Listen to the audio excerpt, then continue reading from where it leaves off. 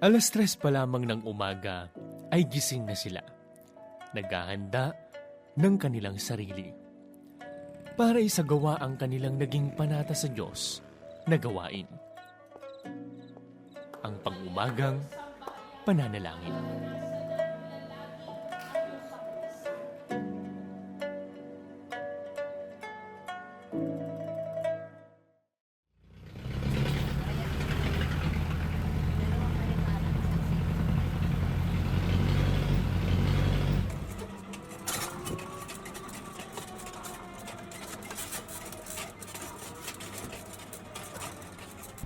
Labing-5 hanggang 20 minuto ang nilalakbay ni Sister Nelia at ni Brother Albert mula sa kanilang tahanan papunta sa kapilya.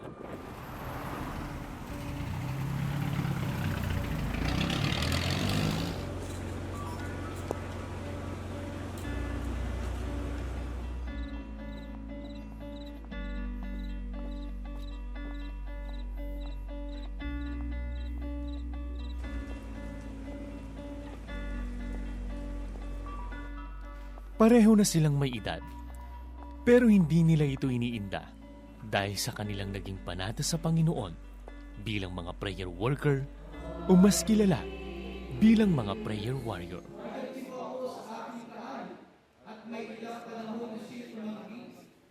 Pag-ibig ay hindi nananaghili at hindi nagmamapuri at hindi nagpapalalo.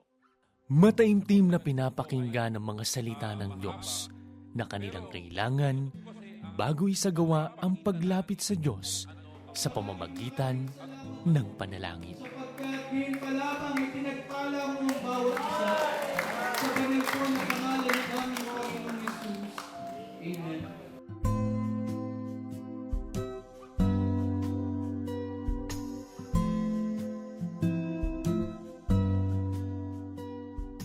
Kailan po kayo nagpasimula na dumalo ng morning devotion?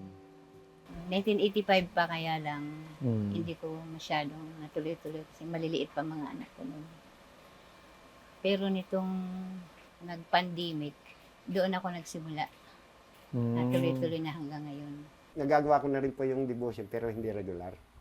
Pero nung nagkaroon ng ako nakasakit na ganun, talagang na problema rin po yung mga aking mga pamilya.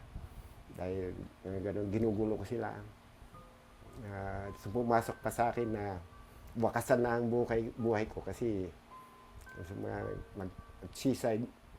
Pero ang Diyos marunong pa rin na naitawid ko po yung ganung pero matagal. Kaya sabi ko, nagkaroon ako ng panata, sabi ko, kailangan po, ako po yung magde-devotion na araw-araw.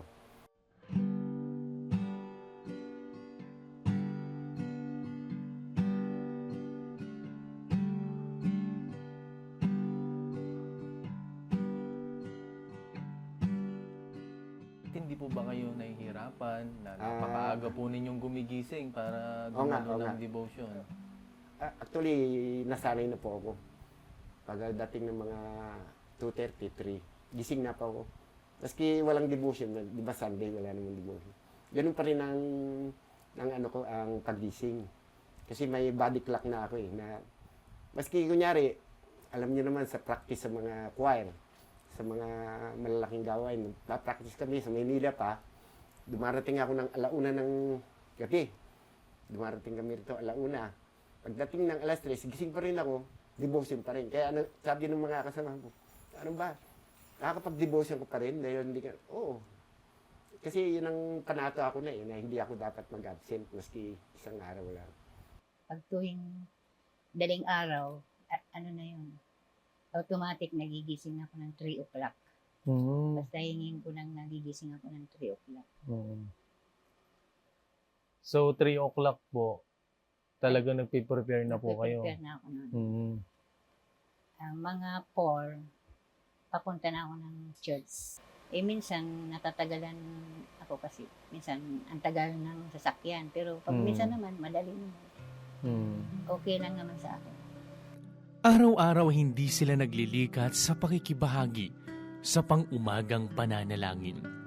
Kaya naman, nang pasimula ng programa para sa mga magtatalaga sa ganitong gawain ay hindi na naging mahirap para sa kanila na ibigay ang sarili sa ganitong ministeryo.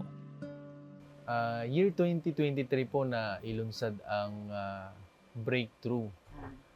And ang isa sa ministry po dito ay ang prayer worker or prayer warrior.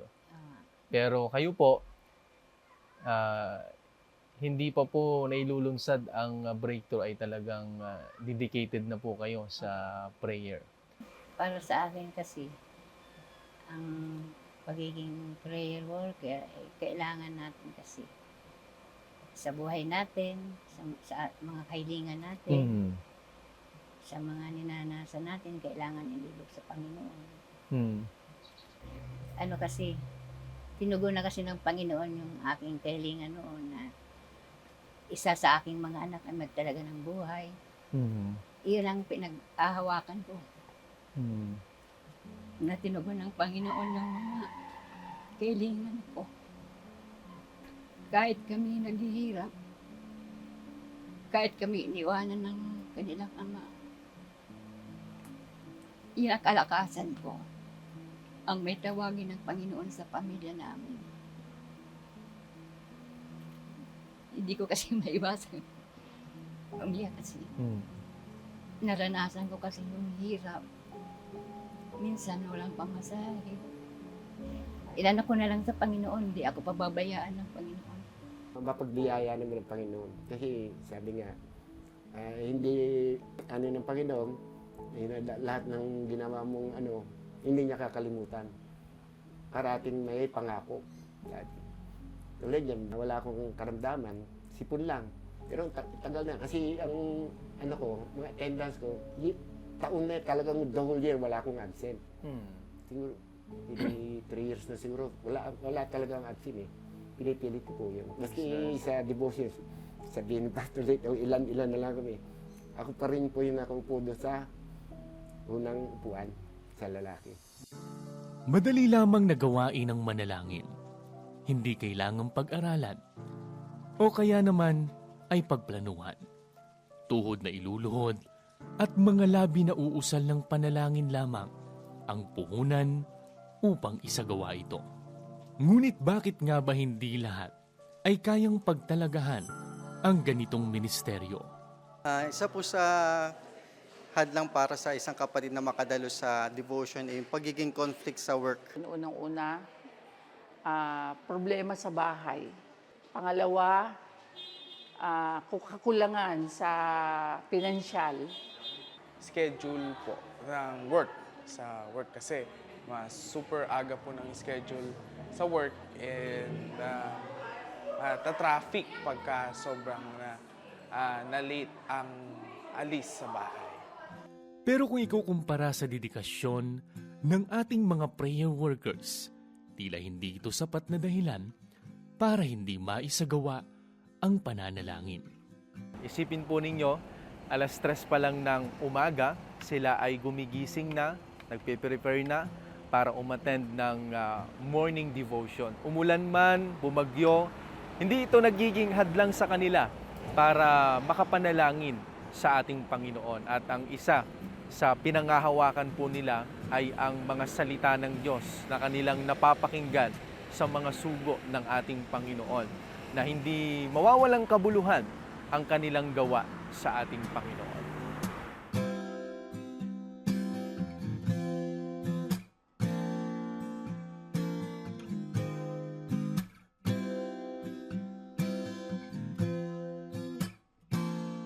Ang isa sa ginagampanan nila, sila ang parang pinakatuhod ng church, no? Kumbaga sa katawan, alam mo yung tuhod, yan ang nagdadala ng buong katawan eh. Pag mahina ang tuhod, babagsak ang katawan.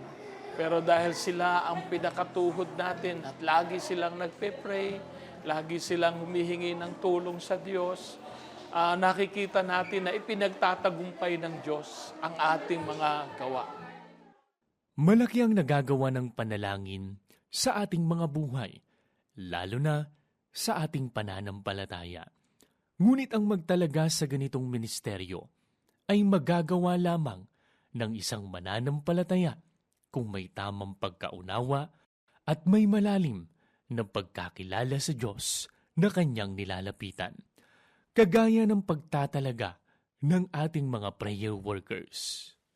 Ano po yung personal po ninyong karanasan sa ating Panginoon sa inyo pong pagtatalaga sa pananalangin? Kasi noong mga sabi ko, yung goal ko, kulang pa, sabi ko. Iniisip ko, Panginoon, sa ko pa kukunin ano, kasi nag-caroling na kami mag-asawa, saan.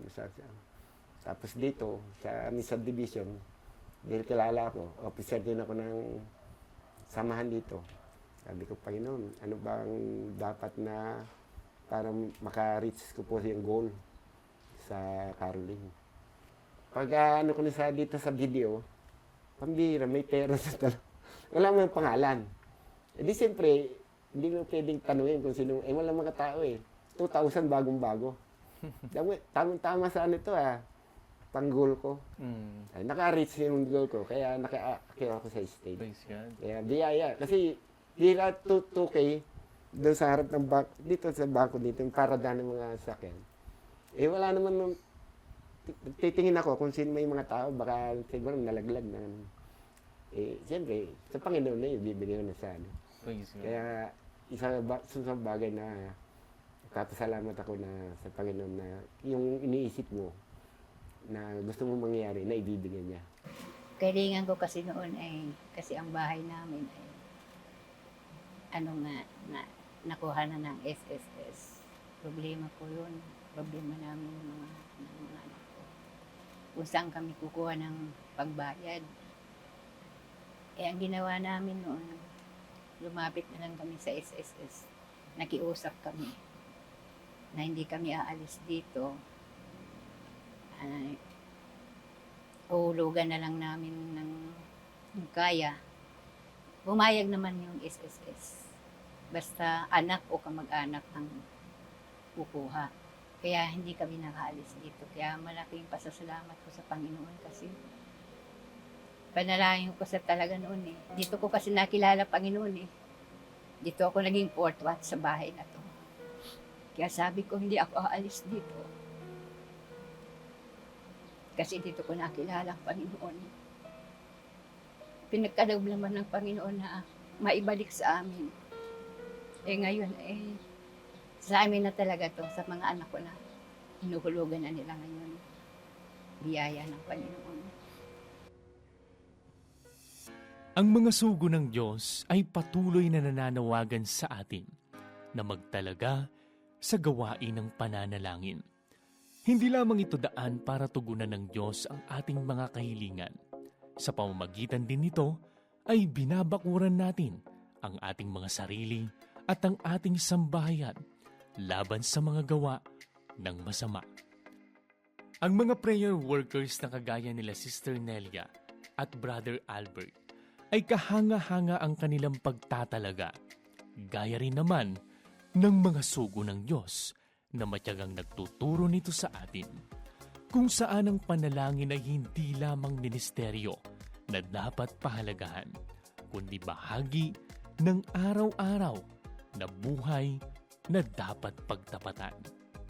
Ako po si Brother Raymond Tomas at ito ang Exploits of Faith.